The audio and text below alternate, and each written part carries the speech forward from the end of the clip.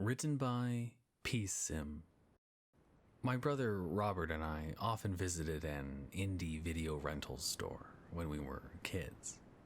Its name changed from Hollywood Video to the cringeworthy Holy Cow Movies to Encore Cinema before it shuttered its doors. Bright, flashing lights lined the outside of the building. My father gave us free rein to rent anything PG-13 or below, so long as we stayed out of the horror and adult sections. At the time, I didn't care what was behind the curtained-off area, and limited my violations of the rules to sneaking a few looks at the covers that lined the horror aisle. 9-year-old me gawked at the prominent images of Pinhead and imagined far more terrifying Hellraiser sequels than I know the series actually delivered past 2.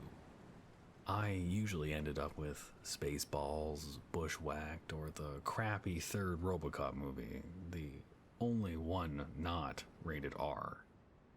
The odd thing was my brother and I always saw the same customer there, no matter the time of day. He was a pale, bearded man who lumbered stiffly through the aisles. The strange thing about him was that he was adamant about choosing movies for other people to rent. I think this is the one you're looking for, I heard him say once to a group of high schoolers as he handed one of them a VHS tape. They laughed at him, called him a weirdo, and tossed the video on the floor. He made a resigned expression, picked up the video, and shuffled away to return it to its proper location. He tried giving videos to Robert and me multiple times. The videos never had any relation to what we were looking for. Jerry Maguire, too much romance. The Maltese Falcon looked too boring for us at the time. Godzilla vs. the Smog Monster, already seen it too many times. Lucian and the Lillicrank, I'd outgrown the show it was based on. Nonetheless, he persisted in his creepy suggestions. We quickly decided to stay away from him. It became a kind of game. We could always sense when he decided that we were his next targets. When that happened, we used the fact that the video aisles were much taller than either of us were to our advantage as we tried to evade him. We'd run away, sometimes reversing our direction or changing course to throw him off. When I was still small enough to fit on the bottom shelf, I even hid there behind a row of videos and peered out at him as he passed by. We were never afraid of the VHS Man, as we grew to call him, even if we probably should have been.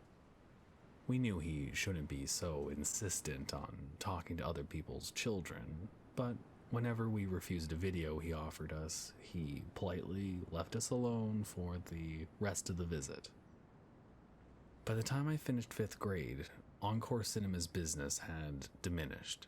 Yet the VHS Man still roamed it every time Robert and I visited. We were equally curious as to whether he single-handedly kept the place afloat, or alternately, whether he'd ever even rented a single video in all the years he'd spent wandering its aisles. Tragedy struck during summer camp that June. The rain had been heavy, causing the water to run so much faster than usual that our counselors considered canceling the planned canoe trip. But they didn't, and before long, Robert and I were paddling at high speeds through shallow and rocky rapids. My canoe carried me over a series of short falls. I'd seen them in advance and straightened out appropriately, resulting in a smooth landing. I turned back and grimaced as I saw Robert's canoe clumsily tumble over at an awkward angle. When it hit the water below, it capsized, and I heard the sound of a collision between Robert's head and the hard surface below. The water propelled me forward. I had traveled some distance before I managed to pull my canoe off to the side of the river. I ran back in the direction of the accident. When I arrived, a counselor had pulled my brother out of the water and was futilely attempting to resuscitate him. After the funeral, my father spent his time developing a lawsuit against the camp. The work consumed him and required him to take months off from his usual hospital duties. I didn't blame him, and I offered testimony at a disposition. We ended up accepting a hefty settlement, but of course it was no replacement for Robert. That winter, my dad dropped me off at Encore Cinema for the first time since the accident. Though it was still stocked with a decent selection of movies, the store was falling into disrepair. Worse, the sight of the movies Robert and I had always rented together now sent disparaging feelings into my heart. I turned at the sound of a familiar voice asking an unfamiliar question. Where is he? Asked the VHS man. Somehow he was even paler and frailer than before. Huh? I responded. The one always here with you. I asked if he meant my brother, and he nodded. Something very bad happened to him, I said. I didn't feel like relating the details of Robert's death to someone I barely knew. The VHS man held out a tape of Robin Hood, Prince of Thieves. This, he said in his grainy voice, is for him. Yeah, sure, I said, accepting the video he offered for the first time in my life, albeit on someone else's behalf. The VHS man gave a vacant nod and resumed inspecting the videos around the store. I ended up renting the movie, and a few nights later watched it. It sounds corny, but I pretended like my brother was there with me. When I removed the VHS, I noticed something odd. A number written in red ink on the inside of the case. Robert, 4,096 days. I'd seen the movie once before, and it played as I remembered for at least the first hour. Then, suddenly, the movie dissolved and something else took its place. Sherwood Forest transformed into a different forest, one that I vaguely recognized. The camera panned to a small drop in a nearby river. Inexplicably, I watched myself travel over it in a canoe. I felt like vomiting when a moment later, my brother's canoe careened down the same fall at a dangerous angle. The camera zoomed in at the exact spot where his canoe flipped. I gasped when I saw his head crash against a rock and, for a moment, blood spill out visibly into the water. His body twitched. The moment he went limp, just as a counselor reached out to grab him, the footage reverted to Robin Hood. I ran for my dad and hysterically explained to him what I'd seen. He was understandably skeptical. When I rewound the footage, Robert's death no longer appeared in it. Instead, Robin Hood played like it normally did, and the handwritten note inside the case had disappeared. My dad chalked it all up to me falling asleep and having a bad dream. I don't blame him for thinking that, even as I felt convinced of what I'd seen. I returned to Encore Cinema the next day. What the hell was that?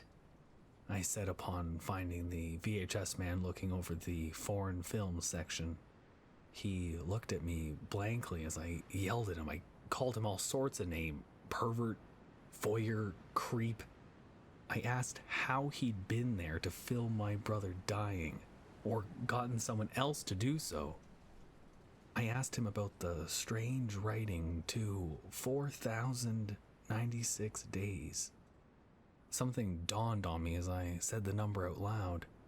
I borrowed a pencil and sheet of paper from the clerk at the front desk and jotted down some quick math. 11 years and 81 days. I counted forward from 1990. It was the exact number of days between the day of Robert's birth and the day of his death. I rushed up to the VHS man and demanded answers. He smiled and said, Your brother wanders in darkness. Soon he will see the light. He then handed me another videotape, the Japanese movie Rashomon. This is for the man who drops you off here. He said before reverting to sifting through the videos while ignoring my subsequent questions. I rented the movie, but I didn't let my dad watch it. Mark, 15,704 days, was written on the inside of the case. Sweating from nervousness, I pushed the cassette into my VCR and watched as the movie unfolded. About an hour in, the black and white footage darkened unnaturally until the screen was pitch black. Out of this emptiness emerged a pair of headlights as a car I recognized traveled down a road. A second car, veering rapidly out of somewhere, slammed into the first car and knocked it off the road. The shot changed to show my injured father attempting to crawl out of his vehicle. He didn't make it.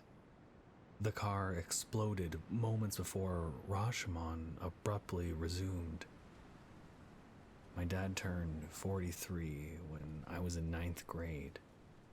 He was shocked at how much work I put into celebrating his birthday. I cooked him a wonderful dinner and spent weeks picking out presents that I knew would make him happy. I had done the math thoroughly, and I knew the night when he was fated to die, if the VHS man was correct. Of course, I figured I was just being stupid, that the VHS man simply read about my brother's death, figured out his birthday, and wrote the number on the tape to freak me out or out of some other weird obsession of his. That was unlikely, but it was far more likely than the old man at the video store having some sort of impossible clairvoyance. That night I begged my father to stay home, and he agreed to do so, even though I couldn't come up with a good justification. I thought about hiding his keys or even driving his car away, but the absurdity of the source of my fear convinced me that I was being paranoid. I woke up at around 1 a.m. to the sound of the garage door opening. A note on the kitchen table downstairs informed me that a medical emergency had resulted in my father being unexpectedly called into work. He didn't answer his cell phone. I only had a learner's permit, but I quickly hopped into the car I'd been practicing with and sped after him, taking a shortcut through several narrow alleys to catch up to him. It wasn't long before I understood that I'd wound up in a self-fulfilling prophecy. The front of my car was smashed by the force of the impact, and I got out with only a few scratches. I ran towards my father's crashed vehicle and watched helplessly as flames engulfed him. Tears streamed down my face as I gazed at my father's lifeless body. I ran through the woods, looking for the camera that had shot the footage inserted into Rashomon years before, but I found nothing. I abandoned the scene of the accident, something the police would hold against me in the year of incarceration, fines, probation, and mental health treatment that would follow. I ran across town to Encore Cinema, where I smashed open a window and climbed inside. The store had gone bankrupt a few months ago, and it was the middle of the night, yet it was filled with customers, including 2 children who followed the VHS Man around. All of the customers were pale and moved slowly. "Dad," called one of the children as he tugged at the VHS Man's sleeve. The child pointed at me. "He just broke the window." The other child ran behind the VHS Man. "Oh, I wouldn't worry about him," said the VHS Man. "He's just having a bad day." "A bad day?" I yelled, knocking over a DVD stand. "A bad day? My father died and you are responsible. You did this." "Don't cause a disturbance, young man, or I'll report your behavior to the clerk." "I don't give a shit who you talk to. You did this. I never would have been out there if you hadn't shown me how my father was going to die." "It was inevitable. Even if you hadn't seen the video, your father would have died tonight, some way or another. I don't change fate, I just record it. Now, please calm yourself. There are children here, after all." I started to scream at him, but froze when I recognized the boy peering out from behind him. "Robert?" I whimpered. My brother, as young as he was when he first visited the video store, stepped forward and handed me a tape. "This is for you," he said. "You'll see when we can finally be together again. Soon, Dad will see the light just like I did. Then he and I will wait here for you." It was the never-ending story. Careful not to view the number of days written on the inside of the case, I removed the VHS tape and dropped it to the ground. I smashed it to pieces with my feet. "No," I yelled. "I'm not going to watch this stupid tape. Robert, come here. Please, leave this place with me." I grabbed Robert by his cold arm and tugged. The VHS Man quickly intervened and shoved me off Robert. "He's mine now.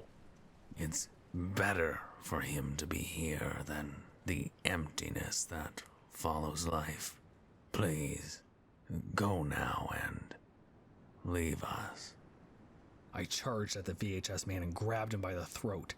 He fell to the ground and I punched him repeatedly in the face.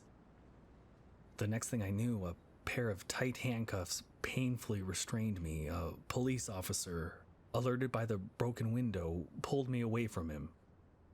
The man in front of me wasn't the VHS Man, but someone else with a vaguely similar appearance. Aside from him, me, and the cop, the building now appeared unoccupied. I learned during the subsequent criminal proceedings against me that after I'd caused the accident that killed my father, I'd stumbled upon a homeless man sleeping in the abandoned Encore cinema, babbled to him about nonsense, claimed to have seen my deceased brother, and then savagely beat him. I was found guilty of a myriad of charges, though my sentence as to the beating was reduced due to the mental state I was in after witnessing the death of my only remaining family member. That was years ago. I've moved on and done my best to forget about what I saw, or what I thought I saw. Eventually, I convinced myself that I'd imagined everything, that my memories of visiting the video store with my brother led me to hallucinate the VHS Man as some mechanism to connect with him again, and that I'd projected that fantasy onto the homeless man I'd stumbled into in my crazed state following my father's death. There was no surviving evidence to support any supernatural explanation, after all. My long-term girlfriend, Jenna, just gave birth to a beautiful baby girl. Jenna agreed to give her a name that resembles that of my brother I miss so dearly. She was born prematurely, but we are doing everything we can to care for her. Her beaming face fills our hearts with joy. Last night, Jenna opened a package left at our door. Odd. She told me, as a long-absent sense of horror began to take hold of me. Someone sent us a VHS tape of that old Jim Carrey movie, Liar Liar. They didn't include a return address or anything. You didn't order it, did you? There's a dusty VCR in the basement that I can hook up to my television, but I can't bring myself to watch the tape. Not after I opened the case and saw Robin, 91 days, written in red ink. Thank you for listening. You can probably handle another horror story, right?